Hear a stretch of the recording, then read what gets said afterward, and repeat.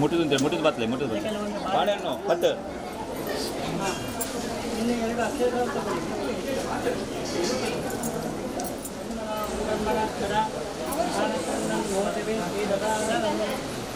गणपते नमः कदली प्रमाणेवेद्यं नमस्कारामि साराये सर्वकामणे त्यादे तदे कृष्णाये धूम्राये सत्वन्नमः सत्सौम्य रुद्राये महापुण्यकस्मै नमः नमः जगत्प्रचिताये देवी पुत्रे नमः सर्वस्वरूपे सर्वेशे सर्वशक्तिदे भेदकायिनो देवी दुर्गा देवी नमोस्तुते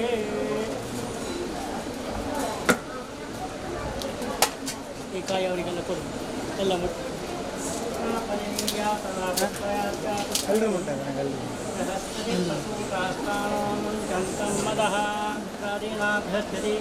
ಆಚಾರ್ಯೋ ಮಯಾ ಆಚಾರ್ಯ ಬಹು ಸಮೃದ್ಧ 8 ಲಕ್ಷ್ಮಿಯನ್ನು 8 ರೀತಿಯಲ್ಲಿ ಪುಸ್ತಕೆಯಲ್ಲಿ ಪೂಜೆ ಮಾಡಿ 9ನೇ ಲಕ್ಷ್ಮಿ ವರಮಹಾಲಕ್ಷ್ಮಿಯಾಗಿ ಆ ದೇವಿಯನ್ನು ಕಲಶದಲ್ಲಿ ಆವಾಹನ ಮಾಡಿ ಷೋಡಶೋಪಚಾರ ಪೂಜೆಗಳನ್ನು ಮಾಡುತ್ತೇವೆ. ಅದಕ್ಕೆ ಆಚಾರ್ಯ ಉತ್ತರಗಣಾಲೆಕ್ಕ ಗುರುಮುಖಾನ ಎಲ್ಲ ಪೂಜೆಗಳನ್ನು ಮಾಡಬೇಕೆಂದು ಕೇಳಿಕೊಂಡಿದೆ.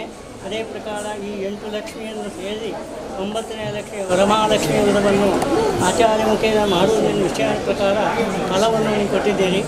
ಅದೇ ಪ್ರಕಾರ ಫಲಂ ಮನೋರಥಂ ಪುತ್ರಪೌತ್ರ ಭಗವದ್ಧನಂ ತಸ್ಮಾದಿಷ್ಟ ಪ್ರಧಾನೇನ ಅಷ್ಟಾಂತಿಂ ಪ್ರಯತ್ನವೇ ಸದಾ ಈ ಫಲದಿಂದಾಗಿ ನೀವು ಕೊಟ್ಟಂಥ ಫಲವನ್ನು ಸ್ವೀಕರಿಸಿ ಆ ಪೂಜಾ ಅಧಿಕಾರವನ್ನು ಪಡೆದುಕೊಂಡು ಆ ವರಮಹಾಲಕ್ಷ್ಮಿಗೆ ನಮಸ್ಕರಿಸಿಕೊಂಡು ಆ ದೇವಿಯನ್ನು ಪೂಜೆಯನ್ನು ಪ್ರಾರಂಭಿಸ್ತೇನೆ ಹೇಳಿ ನಿಮ್ಮೆಲ್ಲರ ಒಪ್ಪಿಗೆ ಮೇಲೆ ಗುರುಸ್ಥಾನ ಇದ್ದುಕೊಂಡು ಎಲ್ಲ ಪೂಜೆಯನ್ನು ಮಾಡುತ್ತೇನೆ ಎಂದು ನಾವು ಸಂಕಲ್ಪ ಮಾಡಿಕೊಳ್ತೇವೆ.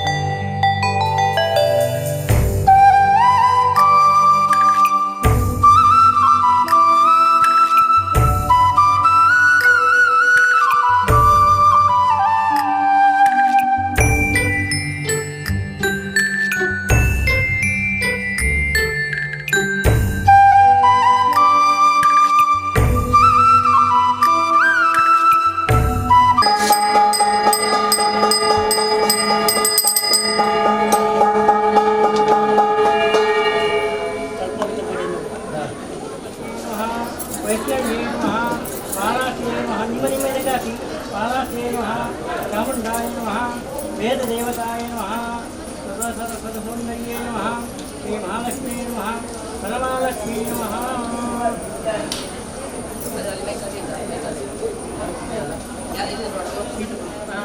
अनन्ताय नमः वराहाय नमः सर्वश्रीविदाय नमः ओम रत्नकण्ठमाय नमः ओम सत्याभय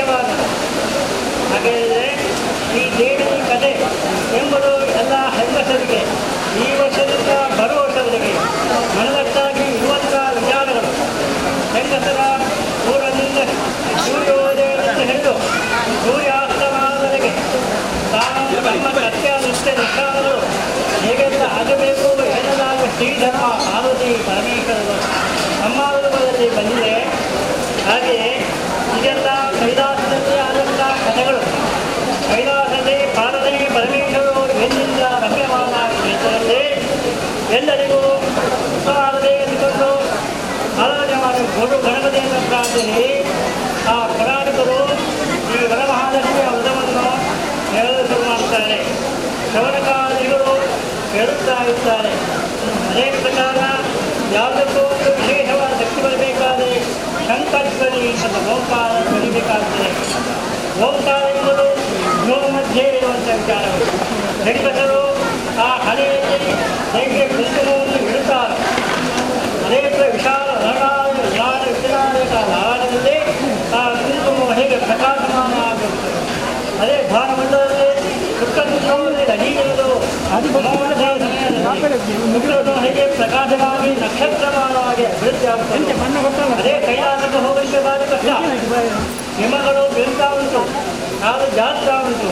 ಆದರೂ ಗೌರಿ ಶಂಕರ ಸುಖವನ್ನು ಮೇಲೆ ಕೊಟ್ಕೊಂಡಿರ್ತಾರೆ. ಅತಿ ಆತಂಕಗಳು ಬರ್ತಾ ಇರ್ತದೆ. ಭಕ್ತಮಾನವ ಭಕ್ತಿಯ ಪರೀಕ್ಷೆ ಆಗ್ತಾ ಇದ್ದಾರೆ. ಹೇಗಿದ್ದಾರೆ, ಯಾವ ರೀತಿಯಲ್ಲಿದ್ದಾರೆ. ಅದೇ ಪ್ರಕಾರ ದಿಕ್ಪಾಲಕರು ಇಟ್ಟಿದ್ದಾರೆ. ಯಾವುದೋ ಮದಗಳು ಮಂದಗಳು ಕೇಳಬೇಕಾದ್ರೆ ಪುನಃ ಪ್ರತಿಫಲನೆ ಪ್ರತಿಧ್ವನಿ ಆಗಬೇಕಾಗ್ತದೆ. ಅಂತಹ ದೀಪಂಜ್ಯೋತಿ ಪರಂಜ್ಯೋತಿ ಆತ್ಮಜ್ಯೋತಿ ಸನಾತನಂತ ಸಂಧ್ಯಾಕಾಲದಲ್ಲಿ ದೇವರ ದೀಪವನ್ನು ಹಚ್ಚಿ ಆ ದೇವರನ್ನು ದರ್ಶನ ಮಾಡುವ ಹಾಗೆ ಸಂಧ್ಯಾಕಾಲದಲ್ಲಿ ಬ್ರಹ್ಮ ವಿಷ್ಣು ಮಹೇಶ್ವರರಿಂದ ದೋಷಕಾಲ ವಿಶೇಷವಾದ ಶಕ್ತಿಗಳಂತಹ ಪುಣ್ಯಪ್ರದವಾದಂತಹ ಸಮಯವಾಗಿದೆ.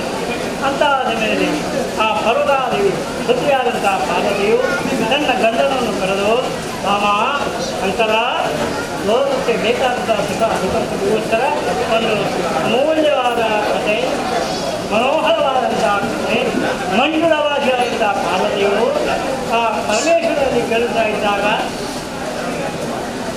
ಆಶ್ಚರ್ಯವಾಯಿತು ಶಿವನಿಗೆ.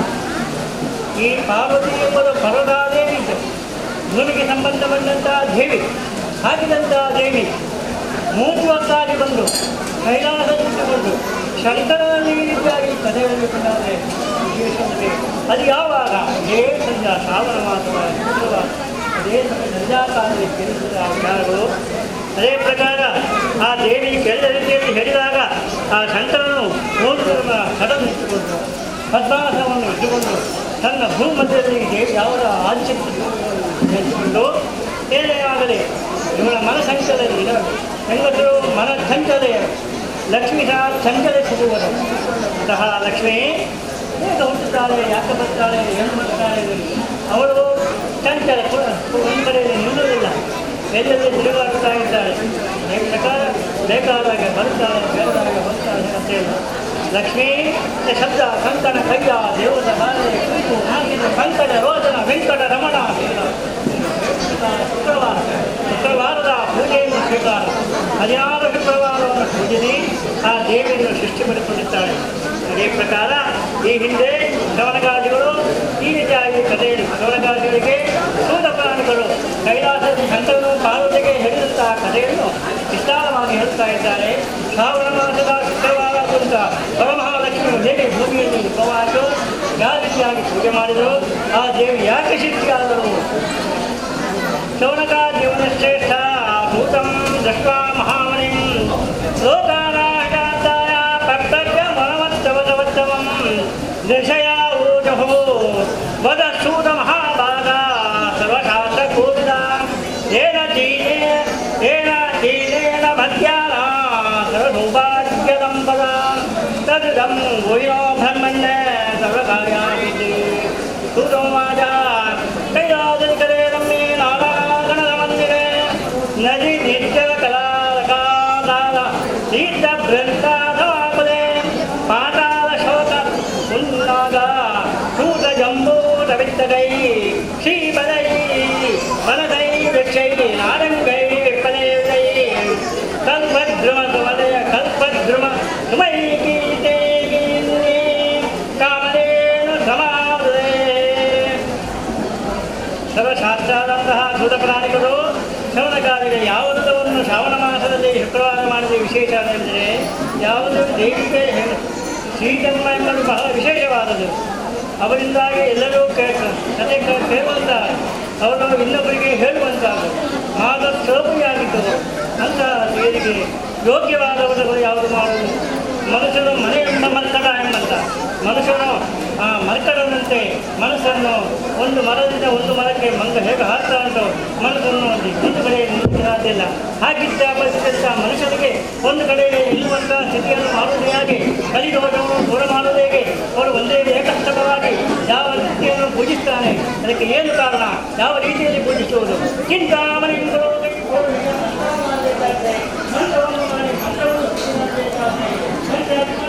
ಹೇಗೆ ಬರ್ತಾರೆ ಮನಸ್ಸನ್ನು ಮನಗಮನ ನಿವಾರಣೆ ಅಂತ ಅದ್ಭುತವಾದ ಶಕ್ತಿ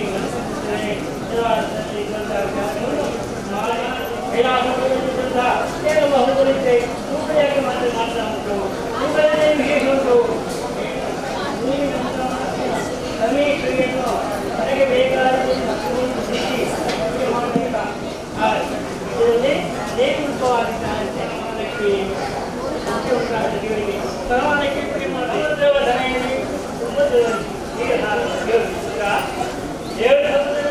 ದೇವಿಯನ್ನು ಮನಸ್ಸಲ್ಲಿ ದೇವಿಯನ್ನು ದೃಷ್ಟಿಸಿ ತನ್ನ ಮನಸ್ಸಲ್ಲಿ ಆವಾಸ ಮಾಡಿ ಅಲ್ಲಿಂದ ಬಂದರೆ ಹೂವಿನಿಂದ ಪರಿಮಳದಿಂದ ತಗೊಂಡು ಆ ಸ್ವಚ್ಛವಾದಂಥ ಶಕ್ತಿಯಲ್ಲಿ ಆ ಕವಚ ಎಂಬಂತಹ ಶಕ್ತಿಯಲ್ಲಿ ದೇವಿಯನ್ನು ನಾವು ಸೃಷ್ಟಿ ಮಾಡ್ತೇವೆ.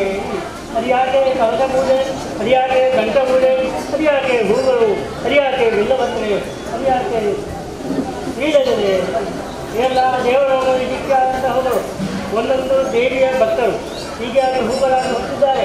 ಅವರನ್ನು ದೇವಿಗೆ ಸಮರ್ಪಣೆ ಮಾಡುವುದು ನಮ್ಮ ಕರ್ತವ್ಯ. ಹಾಗೆ ಹೂವಿನಲ್ಲಿ ಪರಿಮಳ ಹೂವನ್ನು ಪರಮಾತ್ಮನಿಗೆ ಅರ್ಪಿಸಬೇಕು ಬರುತ್ತೆ. ಆ ದೇವಿಯ ಶಕ್ತಿ ಪರಿಮಳ ಎಂಬಂಥ ಮತ್ತು ಆ ಚಂದ್ರವಾದಂಥ ಚಂದ್ರಮುಖಿ ಎಂಬಂಥ ಶಕ್ತಿ ಪವಿತ್ರವಾದಂತಹ ವಿಶೇಷವಾದಂಥ ಕಂಕಣ ಕೈಗಳಲ್ಲಿ ಕಂಕಣಗಳು ಆಗಿದ್ದಾರೆ. ಅದೇ ಹಾಗೆ ಹೂವನ್ನು ಗುರುತಿಸುವಾಗ ಲಕ್ಷ್ಮಿಯನ್ನು ಯಾಕೆ ಚಿಂತಾಮಣಿ ಚಿಂತಾಮಣಿಯಲ್ಲಿ ಮನಸ್ಸಿನಲ್ಲಿ ಒಳ್ಳೆ ರೀತಿಯಲ್ಲಿ ಚಿಂತಾಮಣಿ ಸಹ ಎಲ್ಲರಿಗೂ ಸಂತೋಷವಾದ ವಿಚಾರಗಳು ಚಿಂತೆ ಹೋಗುವಂತಹ ಮಣಿತೆ ತಾವ ಚಿಂತೆಯಿಲ್ಲ ಆ ಭಗವಂತನ ಚಿಂತೆಗೆ ಆರಾಧನೆ ಮಾಡುವುದು ವಿಚಾರ. ಮುನಿಗಳ ಸಮೂಹದಿಂದ ಸೇವಿಸಲ್ಪಟ್ಟ ಏಕಾಂತ ರುದ್ರರು, ಅಷ್ಟ ವಧುಗಳು, ವಾರ್ತಾದಿಗಳು, ಶ್ರೇ ದೇವತೆಗಳು, ಮೃತಗಳು, ಯಕ್ಷಗಳು, ರಾಕ್ಷಸರು, ಗಂಧರು, ಸಿದ್ಧರು, ವಿದ್ಯಾಗಳು ಇವರು ಕೂಡಿ ಅಂಧಾರೋಕ್ಷದಿಂದ ಕೂಡಿದ್ದು ಸಮಸ್ತ ನವರತ್ನಗಳಿಂದ ಪ್ರಭೆಯಿಂದ ಪ್ರಚಾರಪಟ್ಟಂಥ ಅಂತಹ ಶುಭವಾದ ಕೈಲಾಸ ಶಿಖರದಲ್ಲಿ ಸ್ವರ್ಣಮಯವಾದ ಸಿಂಹಾಸನದಲ್ಲಿ ಕುಳಿತಿರುವ ಲೋಕಕ್ಕೆ ಮಂಗಲಕರವಾದಂಥ ರುದ್ರದೇವನ ಕುರಿತು ಪಾರ್ವತಿ ವಂದಿಸಿ ಪಾರ್ವತಿ ದೇವಿಯನ್ನು ವಂದಿಸಿ ಕೈ ಜೋಡಿಸಿ ನಿಲ್ಲದೆ ಸಂತೋಷಭರಿತರಾಗಿ ಜಗತ್ತಿಗೆ ಆರೋಗ್ಯಿಸುವಂಥ ಅಭಿಲಾಷೆಯಿಂದ ಸ್ವಾಮಿಯೇ ನೀವು ಸರ್ವಲೋಕರಿಗೆ ಪ್ರಭುವು, ಸರ್ವ ಪ್ರಾಣಿಗಳಿಗೆ ದಯೆಯಿಂದ ಸಮುದ್ರದಲ್ಲಿರುವ ಆಗಿರುವೆ, ಮನುಷ್ಯನಿಗೆ ಸಂಪತ್ತನ್ನು ಕೊಡತಕ್ಕಂಥ ಆದ್ಯಂತ ಗೋಪ್ಯವಾದಂಥ ಉತ್ತರಿದ್ದರೆ ದೇವಶ್ರೇಷ್ಠನಾದಂತಹ ಮಹಾದೇವನೇ ನನ್ನ ಮೇಲೆ ದೈವ ನನಗೆ ಅದನ್ನು ಹೇಳು, ನನ್ನಿಂದಾಗಿ ಭೂಲೋಕದ ಮನುಷ್ಯರಿಗೆ ಅದು ಒಳ್ಳೆಯದು ಪ್ರಚಾರವಾಗುತ್ತದೆ. ಹಾಗೆ ಪಾರ್ವತಿಯು ಕೇಳಿದಂಥ ವಿಚಾರ ಶುಭಶಂಕರನ್ನು ಗುಣವಂತಹ ಮಂಗಳ ಸ್ವರೂಪರೇ ಪಾರ್ವತಿಯೇ ಹೇಳುವೆ ಕೇಳು ಏಕಾಗ್ರತೆಯಿಂದ ವ್ರತಗಳೆಲ್ಲೋ ಅತಿ ಶ್ರೇಷ್ಠವಾದದು, ಇಷ್ಟದಾಯಕವು, ಸಕಲ ಸೌಭಾಗ್ಯಕಾರಣವು, ನಮ್ಮ ಸಂಪತ್ತಿಗೆ ಹೇಳು, ಯಶಸ್ಸು ಪುತ್ರ ಪೌತ್ರ ಇಷ್ಟವೃದ್ಧಿಗಳವು ಆದರುತ್ತವಿದೆ. ಶ್ರಾವಣವಾದ ಶುಕ್ರ ಲಕ್ಷದಲ್ಲಿ ಹುಣ್ಣಿಮೆ ಹತ್ತದ ಶುಕ್ರವಾರ ಈ ವ್ರತವನ್ನು ಆಚರಿಸಬೇಕು ಅಂದೇಳಿ ಸಕಲಾಭೀಷ್ಟರಾದ ಪಾರ್ವತಿಗಳಂತ ದೇವರೇ ಯಾವ ಕ್ರಮದಿಂದ ಅದನ್ನು ಮಾಡಬೇಕು? ಈ ವ್ರತದಲ್ಲಿ ಯಾವ ದೇವತೆಗಳನ್ನು ಪೂಜಿಸುವುದು? ಪೂರ್ವದಲ್ಲಿ ಈ ವ್ರತವನ್ನು ಯಾರು ಮಾಡಿದ್ದಾಗಿದ್ದರೆ ಚಿಂತಾಮಣಿ ಪಾರ್ವತಿಯುವಾಗ ಶುಕ್ರಕ್ಕೆ ಸಾವನಿಗೆ ಮಾತೆ ಪವನ ಮಾತೆ ಅಂತೆ ಮಾರ್ಗವೇ ಎಲ್ಲ ಸಮಾಜವೇ ಪ್ರೀತಿಂಚ ನವೇದುಮಂ ಇವಾಗ ನಿಜವಾಚನ ಕರ್ತವ್ಯಂ ತತ್ರ ನಾಮದೇವತ ಕೇರಳಾದಿ ಭಾರತ ಪೂರ್ವಂ ಭೂಯಿಶಂಭೋ ವರ್ತಿರಂ ವರಲಕ್ಷ್ಮೀ ಖ್ಯಾತ ದೇವತಾ ಸ್ವರೂಪಾವತಿ. ನೀನು ಹೇಳಿದಲ್ಲ ಪಾರ್ವತಿ, ನಿನಗೆ ಶ್ರಾವಣ ಮಾಸದಲ್ಲೇ ಶುಕ್ರವಾರ ಪರಮಹಾಲಕ್ಷ್ಮಿ ಅಂತ ಅದ್ಭುತವಾದಂತಹ ದೇವಿ ನನ್ನ ಆ ದೇವಿಯ ರೂಪದಲ್ಲಿ ಹೀಗಿರ್ತಾರೆ. ಅವರನ್ನು ಶ್ರವಾದ ಹುಣ್ಣಿಮೆಯ ಶ್ರವಾದ ಪೂಜೆ ಮಾಡಿದರೆ ಪೂರ್ಣವದ ಮೊದಲನೇ ವಿಶೇಷ ಒಂದು ತೆಂಗಿನಕಾಯಿ ಪೂರ್ಣವದ ಮೊದಲನೇ ಇಷ್ಟು ಹತ್ತಕ್ಕಾಗುವುದಿಲ್ಲ. ಹೊಡೆದ ತೆಂಗಿನ ಹೊಡೆದಿದೆ ಅದಲ್ಲ. ಫಲ ಎಂಬುದು ಮನಸ್ಸಿಗೆ ಸಂತೋಷ ಆಗುತ್ತದೆ ಅಂತ ಫಲಸ್ವರೂಪಿಣಿ ಅಂತ ದೇವಿಯ ರೂಪ ಬಹಳ ವಿಶೇಷವಾದದ್ದು. ಉಚ್ಚಿಟ್ಟು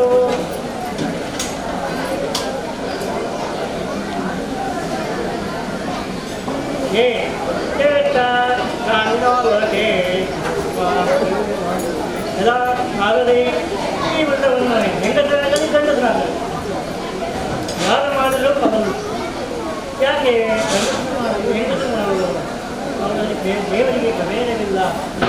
ಎರಡು ಕಣ್ಣುಗಳಿದ್ದಾರೆ. ಪರಮಾತ್ಮವನ್ನು ಒಟ್ಟಿಗೆ ಇಷ್ಟು ಮಾಡಿದ್ದಾರೆ ಹಿಂದೆ ಮುಂದೆ ಅನ್ನೋಣ. ಆದ್ದರಿಂದ ಇಬ್ಬರೂ ಮಾಡಬಹುದು. ಹೆಂಗಸೆ ಮಾಡುವುದು ಯಾರಲ್ಲ, ಗಂಡಸರು ಮಾಡಬಹುದು. ಯಾಕೆ ಶುಕ್ಲಪಕ್ಷೆ ಶ್ರಾವಣಿಕೆ ಮಾದೇವಿ ಪೌರ್ಣಮಿ ಕಾಂತ ಭಾರ್ಗವೇ ಹೃದಂ ಕುರುವಂತಿ ದೇವೇತ್ಯೆ ವಿಷ್ಣುಭವೇ ಅತ್ರೇದಿ ಪಾದಂ ಗಚ್ಚಾಮಿ ಪುಣ್ಯಂ ಗುಣಪಾರ್ವತಿ. ಇತಿಹಾಸ ಕೇಳಿದರೆ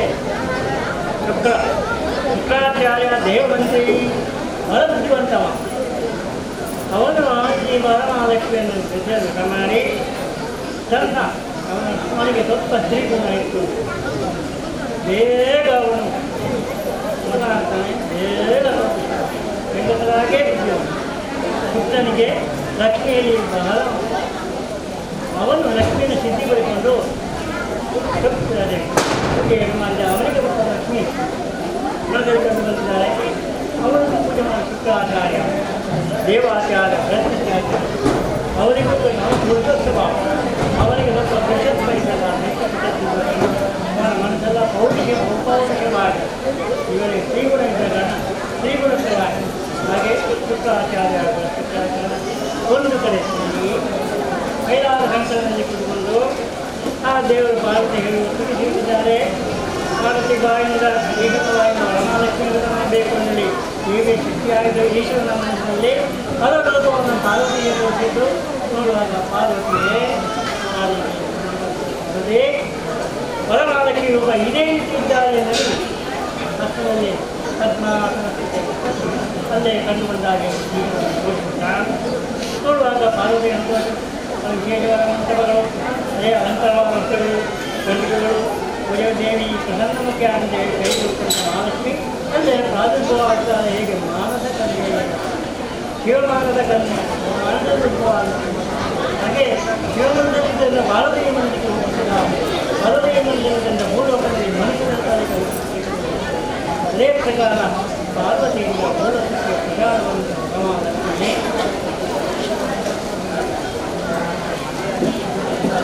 ಪೌರಾಂತರಾಜವೇ ಮೃತಂ ಕುರುವಂಜೇತಿ ವೇದಾತಿ ಭವೇದ್ವಂ ನತೆ ಯಾರಂ ಮಚ್ಚಾಮಿ. ಪಾರ್ವತಿ ಇತಿಹಾಸದಲ್ಲಿ ಈ ವರಮಹಾಲಕ್ಷ್ಮಿಯವರ ರಾವಣವನ್ನು ವಿಪ್ರವಾದ ಮಾಡಿದೆ. ಕತ್ತಲೆಯಲ್ಲಿ ಬೆಳಕು ಬಂದಂತೆ ಆ ರೀತಿಯಾಗಿ ಪಾಪ ಕರ್ಮಗಳ ಮಾಡುವಂತಾಗಿ ಪುಣ್ಯಕ ಮಾಡುವಂಥ ಯೋಚನೆ ಸುಬುದ್ಧಿ ಉಂಟಾಗುತ್ತದೆ. ಹೇಮಪ್ರಕಾರ ಐಟಂ ಕಾಮೀಕರ ಗೋಜ್ವಲಂ ಸತ್ತಾಭೋಕಾಮಣಿ ಕಾಂತಿ. ನೀವು ಹಾಗೆಲ್ಲ ಅವನ ಹೆಚ್ಚಿನ ದೇವರ ರೂಪವನ್ನು ಬರ್ತಿದ್ದೀವಿ, ಪೂಜೆಯನ್ನು ಮಾಡಬೇಕು ಹೇಳ್ತೀವಿ. ಅಲ್ಲೇ ಆಗಲಿ ಏನಾಗಲಿ ಮನುಷ್ಯರು ಮಾಡಲಿಕ್ಕಿಲ್ಲ. ಮನುಷ್ಯರಿಗೆ ನಮ್ಮ ರೀತಿಯಲ್ಲಿ ಆಧಾರದಿಂದವಾದಂಥ ಗದಗಕಾಂತ ಸ್ವಾಮಿ ಯಾವ ಆಧಾರದಲ್ಲಿ ಯಾವ ರೀತಿಯಲ್ಲಿ ಪೂಜೆ ಮಾಡಬೇಕಾಗ್ತದೆ ಹಾಗೆ ಹೇಳಿದಾಗ ಪುನಃ ಹೀಗೆ ಅಷ್ಟು ಏನು ಮಾಡಿದ್ದಾರೆ. ಆಗ ಅಷ್ಟಲಕ್ಷ್ಮಿಯನ್ನು ಎಂಟು ದಿಕ್ಕಿನಲ್ಲಿ 8 ದೇವತೆಗಳಿದ್ದಾರೆ.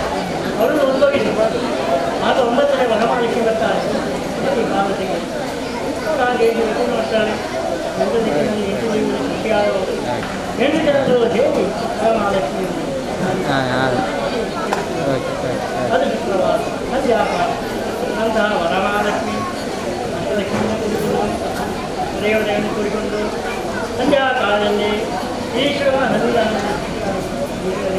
ಪಾರ್ವತಿಗೆ ಎಲ್ಲದಾಗ ಬದಲಿ ಬರುವಂತಹ ಲಕ್ಷ್ಮಿ ಅದು ವಿಶೇಷ. ಅಂತಹ ಕೈಲಾಸವರದಲ್ಲಿ ಪರ್ವತಾದೇವಿಯಿಂದ ಆ ವರಮಹಾಲಕ್ಷ್ಮಿ ಪೂಜಿಸಿಕೊಂಡಿದ್ದಾಳೆ. ಪೂಜಿಸಿ ಅದರ ಫಲವನ್ನು ಪಡೆದಿದ್ದಾಳೆ ಪರ್ವತಾದೇವಿ.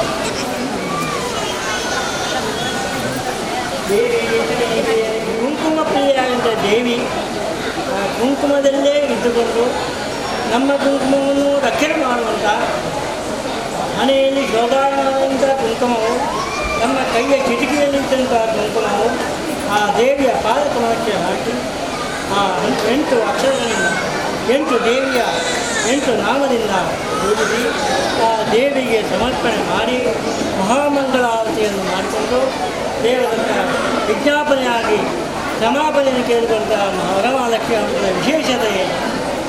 ಪುತ್ರೇಮ ಪುಣ್ಯ ಸಮುದ್ರವೇತಭಾವತಿ ವಾದೇವೀರ ವೇತಾದಾಮರೇತ ವೇದಸ್ತುತೋ ತಮಂ ವೇದೋ ಪುಣ್ಯಾಮರಿ ತೇಷಾಂ ಪುತ್ರಾಗೋತ್ರಾಚ್ಚ ಭವಿಷ್ಯಂತಿ ನ ಸಂಶಯಾನ್ ಇದಂ ದತ್ಯಂ ನಂ ದತ್ಯಂ ನಾವೀ ಭದ್ರಾಣಿ ವಶ್ಯತೆ. ಚಾರುಮತಿಯು ಈ ರೀತಿಯಾಗಿ ಪೂಜೆಯನ್ನು ಮಾಡಿದ್ದರಿಂದ ಅವಳು ಸುತ್ತವಂತರು ಅವನಿಗೆ ಒಟ್ಟಿಗೆ ಸೇರಿದವರಿಗೆಲ್ಲ ಸುಖವನ್ನುಂಟುವ ರೀತಿಯನ್ನು ಕಾರಣೀಕರ್ತರಾದಳು ನೋಡಿ. ಆ ಚಾರುಮತಿ ಎಲ್ಲರ ಮನಸ್ಸನ್ನು ಆ ದೇವಿಯ ಪಾದಕಮಲಕ್ಕೆ ಬರುವಾಗೆ ಮಾಡಿದ್ದಾಳೆ.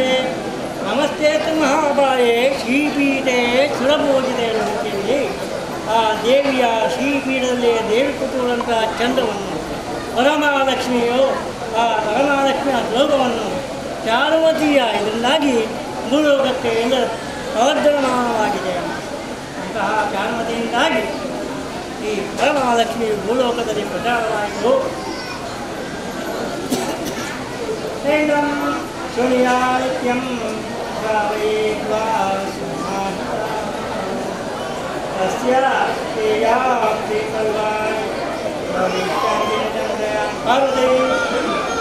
ಈ ಶ್ರಾವಣ ಮಾಸದ ಶುಕ್ರವಾರ ವರಮಹಾಲಕ್ಷ್ಮಿ ಪೂಜೆಯನ್ನು ಯಾರು ಮಾಡುತ್ತಾರೋ, ಯಾರು ಕೇಳುತ್ತಾರೋ, ಯಾರು ಭಗವಾಗುತ್ತಾರೋ ಅವರಿಗೆಲ್ಲ ವರಮಹಾಲಕ್ಷ್ಮಿಯು ವರ್ಷ ಪರ್ಯಂತ ಸಂವತ್ಸರ ಪರ್ಯಂತ ರಕ್ಷಣೆ ಮಾಡಿಕೊಂಡು ಬರ್ತಾಳೆ. ವರಮಹಾಲಕ್ಷ್ಮಿ ಪ್ರಸಾದವಾಗಿ ಸನ್ಮಂಗಲ ಉಂಟಾಗುತ್ತದೆ ಎಂದು ಬೋಧಿಸಿದ್ದಾರೆ. ಶಂಕರ ಇದನ್ನಲ್ಲೇ ಅರ್ಥಲಕ್ಷ್ಮಿ ಹೇಳ್ತಾರೆ. ಶಂಕರನ ಎದುರಿಗೆ ಬಂದು ನಮಸ್ಕರಿಸಿ ಕಾಲಗಳಲ್ಲಿ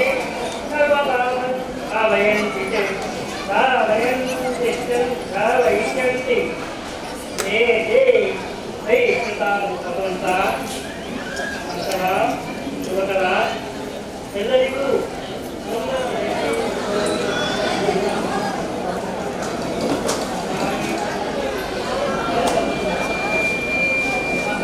ನಮಸ್ತೆ ಭಯಂಕರೇ ಸರ್ವಪಾಠರೇ ದೇವಿ ಮಹಾಲಕ್ಷ್ಮೀ ನಮೋಸ್ತೆ. ನಮಸ್ತೆ ಸರ್ವವರದೇ ಸರ್ವಭಯಂಕರೇ ಸರ್ವಕರೇ ದೇವಿ ಮಹಾಲಕ್ಷ್ಮೀ ನಮೋಸ್ತೆ.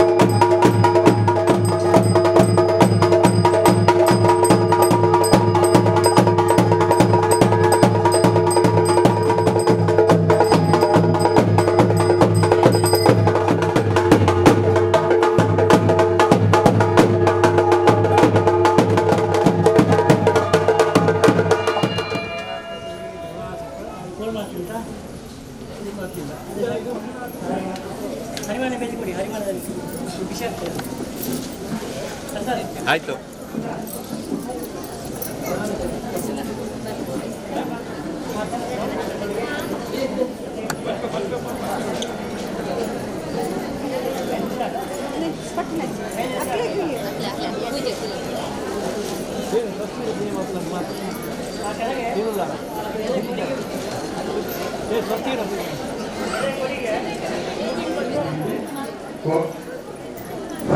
ಓದಬೇಕು ಆ ಪೂಜೆ ಅದು ಇದೆ ಬ್ರಹ್ಮಾರ್ಪಣೆ ಬಂದು ಈಗ ಪರಮಾತ್ಮೆ ಪೂಜೆ ಪ್ರತಿಪಾದನೆ ಪ್ರಸಿದ್ಧ ಪ್ರಸಾದ ಇಟ್ಟಂಗೆ ಎಲ್ಲ ಗಡಿಮೆ ಅಮಸರಣ ಪಟ್ಟಿ ಪೂಜೆ ಆದಿನಾಗ ಬ್ರಹ್ಮಾರ್ಪಣೆ ಬಂದರೆ ಸಾಲಾಗಿ ಖರ್ಚು ಉಂಟುದೆ ಅಲ್ಪ ಬ್ರಹ್ಮಾರ್ಪಣೆ ಬಂದು ಆ ವರಮಹಾಲಕ್ಷ್ಮಿ ಪೂಜೆಯ ಪ್ರಸಾದ ಒದಗಿ ಕೊಡ್ತೀರ ಅಲ್ಪ ಪ್ರಸಿದ್ಧ ಇಟ್ಟಂಗೆ ಅವೇ ಲೆಕ್ಕ ಅನ್ನ ಸಂತರ್ಪಣೆ ಒಂದು ಅವೇನಾಗಿ ತಂದು ನೀವು ಇನ್ನು ಸ್ವಲ್ಪ ನಮ್ಮ ಕ್ಷೇತ್ರಗಳು ಈ ಪೂಜೆದ ಸಮಯಗಳು ಒಂದು ಆಟ ಯಕ್ಷಗಾನ ಬಯಲಾಟ ನಡೆಯುತ್ತದೆ. ಗಾಳಿ ಗೊಲ್ಲಮಂತ ಏನೊಂದು ಗಾಳಿಯ ವರ್ಷ ಬರಬಹುದು ಅಂಚ ಭಕ್ತಿನ ಭಕ್ತಾಭಿಮಾನಿಗಳಿಗೆ ಎಲ್ಲರಿಗೆ ಹೋದರೆ ಅನಾನುಕೂಲವಾಗುವಂತಹ ದೃಷ್ಟಿಯಲ್ಲಿ ಇನ್ನಿತ ಆಟವನ್ನು ರದ್ದು ಮಾಡುತ್ತಿದ್ದೇವೆ.